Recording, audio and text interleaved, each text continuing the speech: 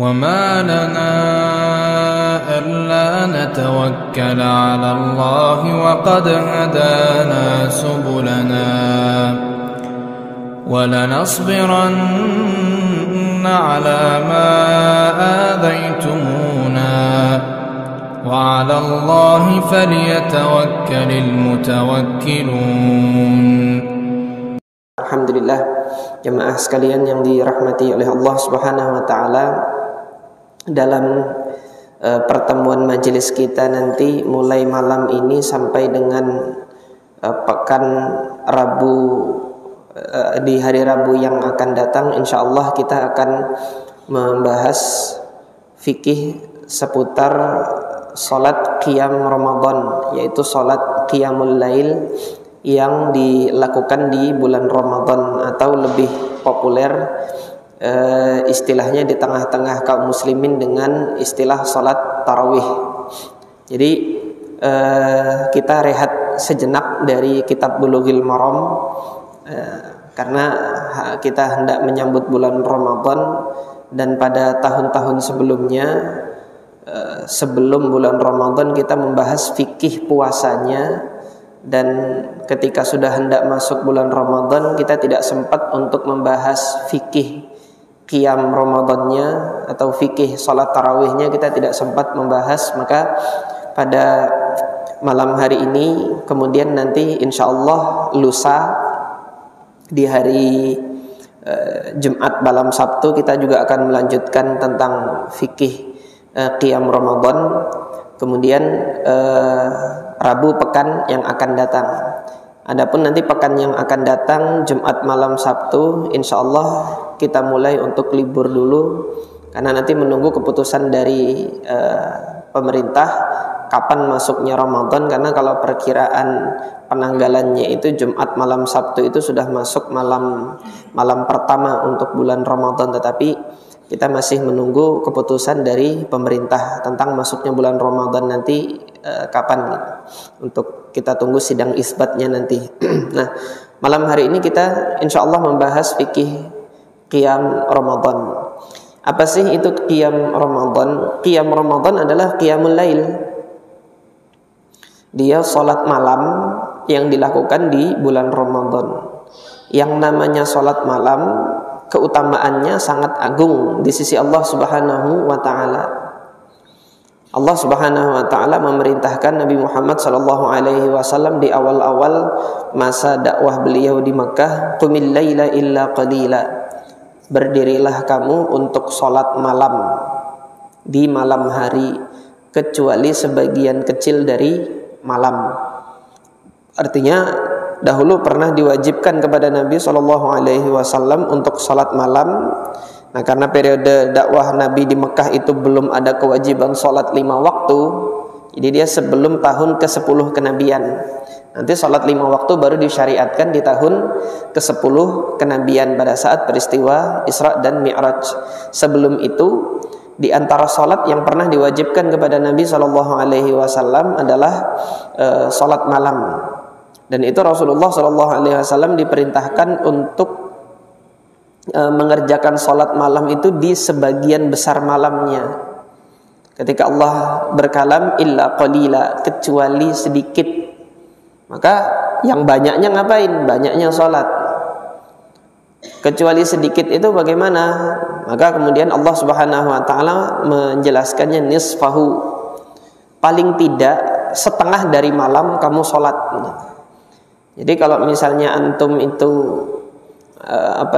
tidurnya itu sekira jam 9, kemudian bangun itu nanti jam 5 untuk sholat subuh, dari jam 9 sampai jam 5 itu bagi 2. Harusnya idealnya sholat malam itu setengah dari waktu tidur antum itu gitu. Jadi atau nanti memulai malam itu setelah sholat isya. Setelah sholat isya sampai nanti terbit fajar, antum bagi 2 setengah. Nah, itu dahulu Nabi Muhammad SAW setidaknya setengah dari malam itu hendaknya kamu berdiri sholat malam. Jika tidak demikian juga awil qus minhu qalila, atau kurangi saja sedikit dari setengah malam itu enggak apa-apa. Ini betapa Nabi Muhammad SAW di awal-awal masa dakwah Islam dahulu diperintahkan oleh Allah Subhanahu wa taala untuk berdiri salat malam itu. Nah, di surah Al-Muzammil ini pula nanti di ayat yang terakhir Allah Subhanahu wa taala berikan keringanan. Allah Subhanahu wa taala berikan keringanan untuk tidak salat malam dalam waktu yang panjang itu, tetapi nanti disesuaikan dengan kemampuannya.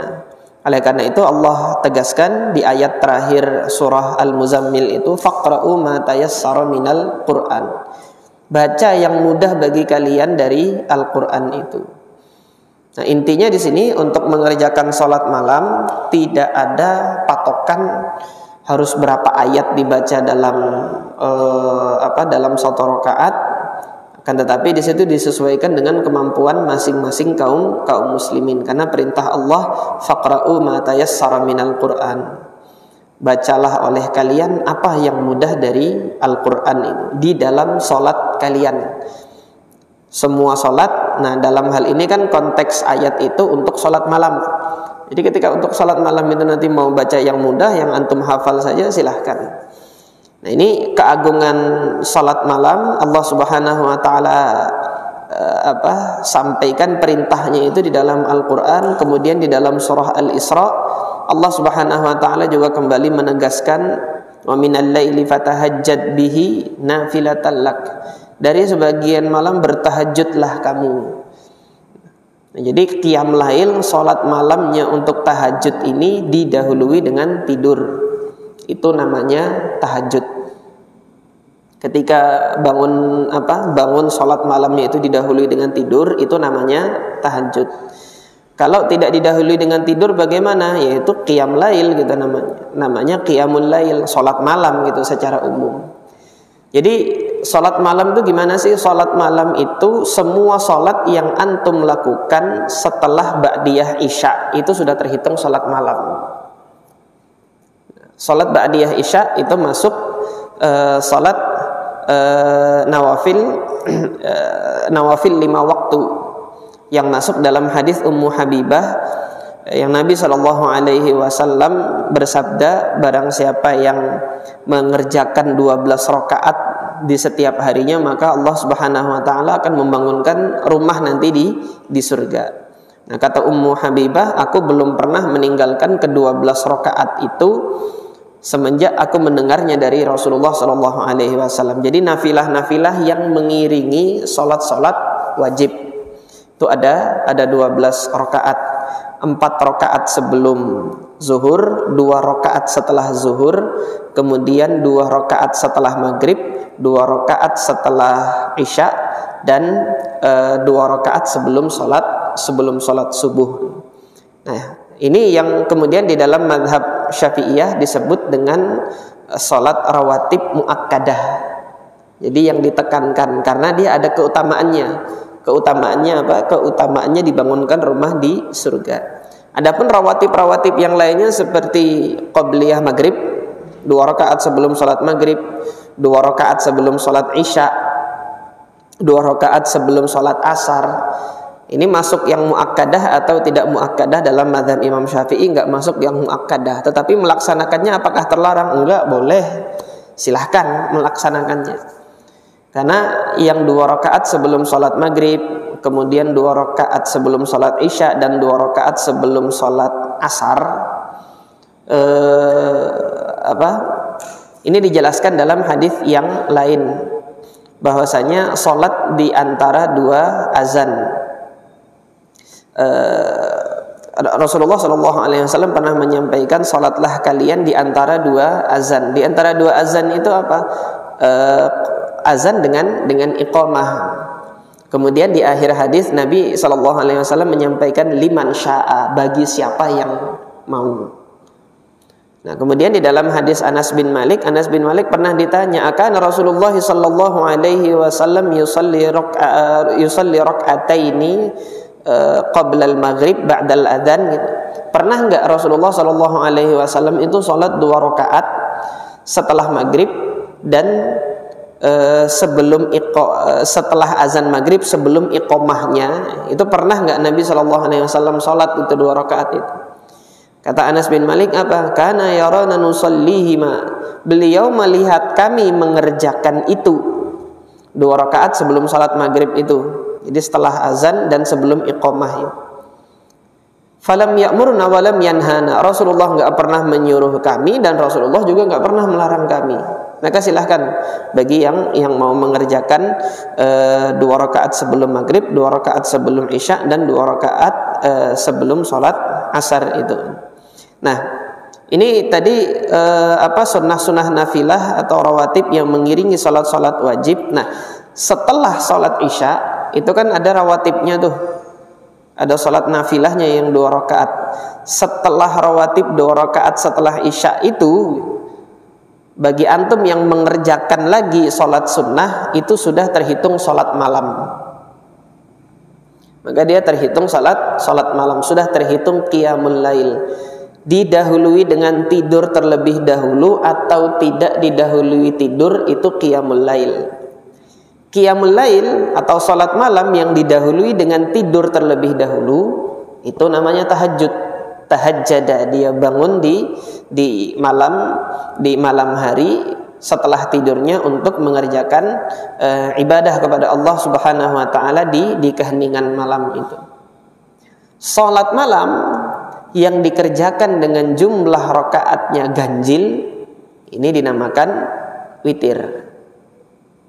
Sholat malam atau qiyamul lail yang dikerjakan di bulan Ramadan itu namanya qiyam Ramadan. Di masa Nabi SAW belum dinamakan tarawih. Belum dinamakan tarawih. Nanti baru dinamakan tarawih itu setelah masa kekhilafahan Umar ibn al-Khattab radhiyallahu an.